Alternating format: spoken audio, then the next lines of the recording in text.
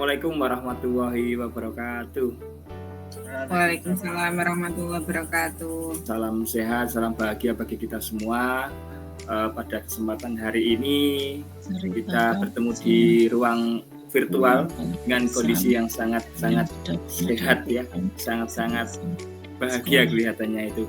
Baik Bapak Ibu, kita akan masuk ke materi tentang lokakarya yang kedua. Nanti selama 10 menit ke depan, saya Dedi Mega Saputra akan membersamai Bapak Ibu untuk menyelesaikan kegiatan pada hari ini. Mohon izin share screen Bapak Ibu, G. Apakah sudah nampak Bapak Ibu? Sudah. Oke, baik. Kegiatan hari ini lokakarya tentang visi untuk perubahan lingkungan belajar. Sebelumnya, perkenalkan nama saya Dedi Mega Saputra. Saya guru kelas di UPTSD Negeri Remen 2, CPP Angkatan 11 gelombang ketiga. Tujuan dari akhir lokakarya ini, Bapak Ibu dapat menjelaskan rencana penyampaian disiplin positif di kelas dan strategi penerapan di sekolah atau aksi nyata modul 1.4 serta memperbarui rencana berdasarkan umpan balik calon guru penggerak lain seperti itu.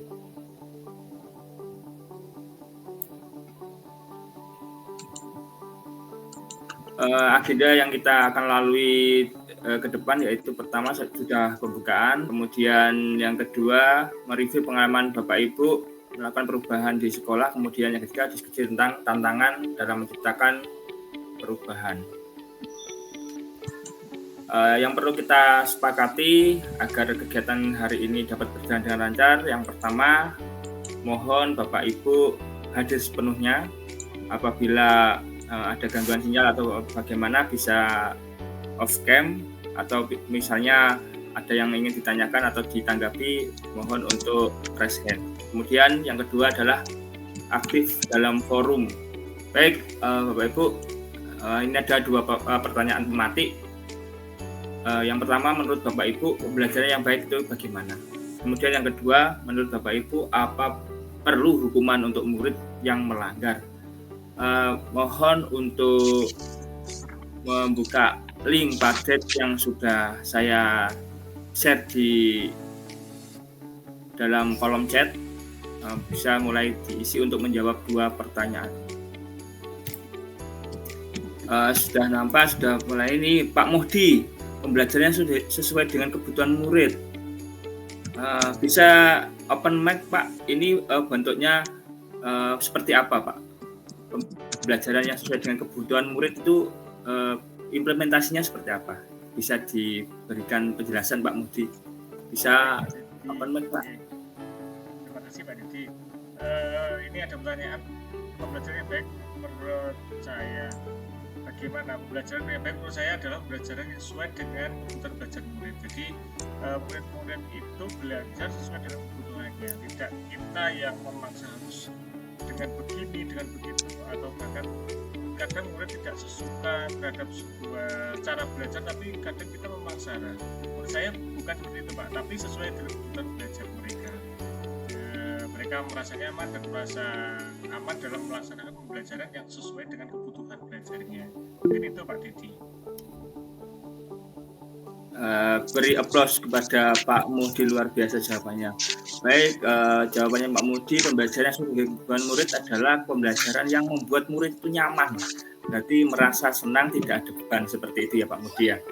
Baik, satu lagi untuk pertanyaan yang kedua, Ibu Didin, dari Bu Didin. Tidak perlu karena hukuman hanya akan membuat murid sakit hati. Mungkin bisa diceritakan Bu Didin, pernah ada pengalaman di sekolah Bu Didin secara singkat saja, silahkan.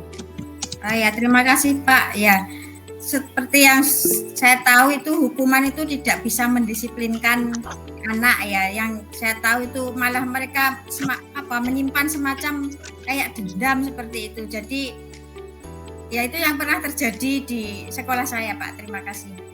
Terima kasih Bu Didi. Memang betul sekali, dengan dihukum anak itu bukan menjadi malah baik, malah jera, tetapi itu akan menimbulkan dendam seperti itu.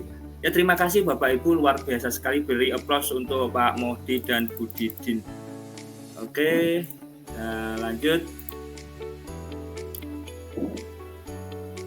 Sesuai yang kita awali tadi dari pemetaan pemantik, yaitu visi untuk perubahan lingkungan belajar.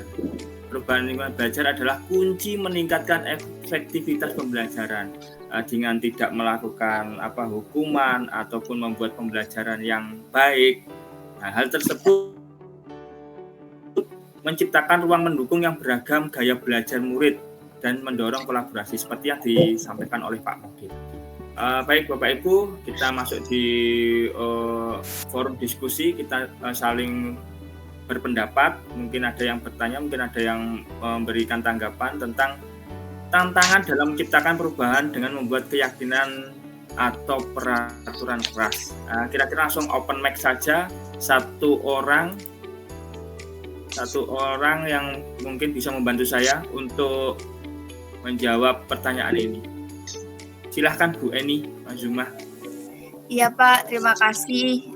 Jadi terkait dengan tantangan untuk menciptakan perubahan di sini, ini kalau yang saya hadapi itu berkaitan dengan mindset Pak.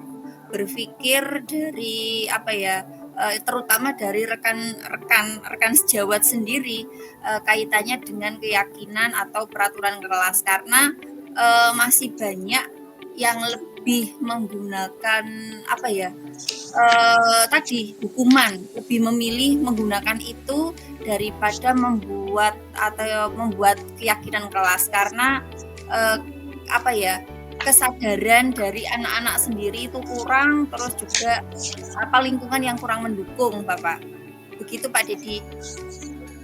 Terima kasih, luar biasa Bu Eni. Berarti bisa dikatakan bahwa cenderung saat ini masih melaksanakan di sekolah itu menggunakan peraturan kelas, karena memang belum pahamnya beberapa stakeholder ya, jadi dari murid sendiri maupun dari gurunya untuk membuat keyakinan kelas. Kemudian baik, ini ada pertanyaan, jadi mungkin bisa dengan simbol ya. Nanti kalau misalnya jawabannya betul, jempol ke atas.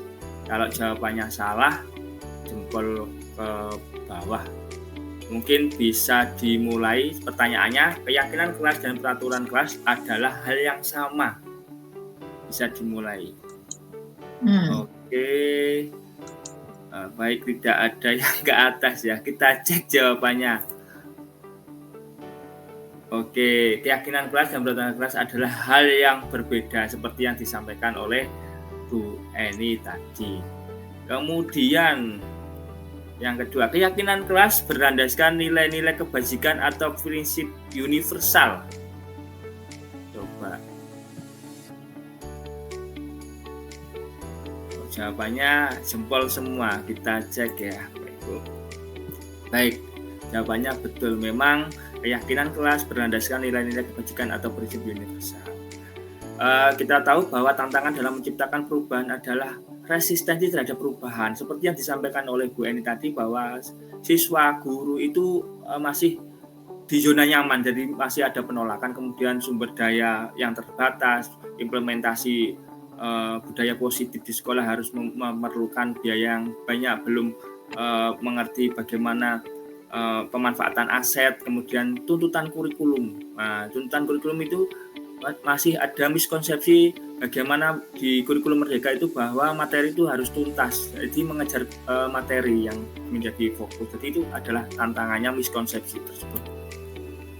Kemudian ini Bapak Ibu, ada lagi pertanyaan kuis, jadi mohon untuk mengisikan jawabannya di Jamboard yang sudah saya bagikan di link. Nanti pertanyaan nomor 1, 2, dan 3 sudah saya sematkan di situ. Monggo silahkan. Baik Bapak Ibu, sudah nampak ya jawabannya ya. Nah, coba mungkin bantu saya untuk memberi komentar pada gambar ini, bagaimana suasana sekolah yang berada di gambar ini. Mungkin kalau Bapak Ibu belum punya kesempatan, bisa menuliskan di kolom chat Monggo Bapak Ibu, silahkan satu saja. Yang lain mungkin bisa memberi pendapatnya di kolom chat. Silahkan, bisa raise hand. Oke, Pak Mudi, silahkan Pak Mudi. Baik Pak, dari gambar tersebut terlihat anak antusias sekali dalam melaksanakan pembelajaran Pak Dedi. Nah, itu terlihat dari semua fokus mata tertuju pada guru atau media belajar yang dibawa ke kelas. Mungkin itu karena juga di awal sudah terbentuk keyakinan kelas yang sudah disepakati melalui peraturan dan akhirnya jadi sebuah keyakinan kelas. Nah, ini yang saya lihat Pak. Terima kasih Pak. Luar biasa jawabannya dari Pak Mohdi, beri aplaus. Baik, gambar ini memang anak-anak ini fokus bahwasanya apa yang dibuat guru ini adalah suasana kelas yang nyaman. Seperti yang disampaikan Pak Mohdi di depan, bahwasanya visi perubahan adalah menciptakan ruang belajar yang nyaman. Jadi anak-anak itu fokus, tidak ada gangguan dari manapun. Kesimpulannya bahwasanya visi dalam perubahan itu mengintegrasikan teknologi, bagaimana guru menciptakan inovasi dalam pembelajaran. Kemudian ruang kreatif seperti yang digambar tadi, anak-anak sangat antusias, sangat aktif. Kemudian komunitas belajar. Komunitas belajar ini sebagai wadah untuk berbagi praktek baik, berkolaborasi untuk menciptakan iklim pembelajaran atau visi perubahan dalam pendidikan. Satu saja untuk merefleksikan pertemuan pada kali ini. Satu saja, apa pembelajaran yang didapat hari ini dan bagaimana langkah ke depannya? 2 pertanyaan itu. Monggo siapa yang mungkin mau memberikan refleksi, silahkan, bisa open mic langsung. Monggo Bu Eni, silahkan, singkat, bisa langsung saja. Iya Pak, terima kasih. Jadi terkait dengan pembelajaran hari ini yang saya dapat adalah yaitu pembuatan keyakinan kelas Pak. Jadi keyakinan kelas itu harus berdasarkan kebenaran universal yang nantinya diyakini oleh anak sehingga nanti dapat terpatri dalam diri anak untuk melaksanakan keyakinan tersebut dengan penuh kesadaran diri Pak. Terima kasih atas semua yang Bapak Ibu luar biasa, berikan luar biasa. Saya beri aplaus untuk Bapak Ibu semua. Saya akhiri kegiatan kali ini. Mohon maaf jika ada kesalahan. Assalamualaikum warahmatullahi wabarakatuh. Waalaikumsalam warahmatullahi wabarakatuh. Terima kasih Pak Dedi.